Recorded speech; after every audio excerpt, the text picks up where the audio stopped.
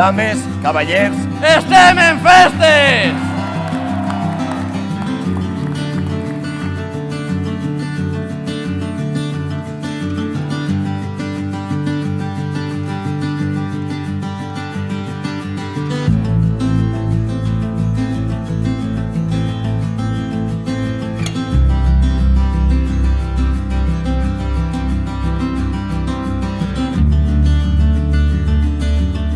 Amb els majors dels pesars, els he d'anunciar que queda suspesa la celebració de les festes de moros i cristians d'Ontinyent en honor al Santíssim Crist de l'Agonia de l'any 2020 fins a l'any 2021 en les seues dates habituals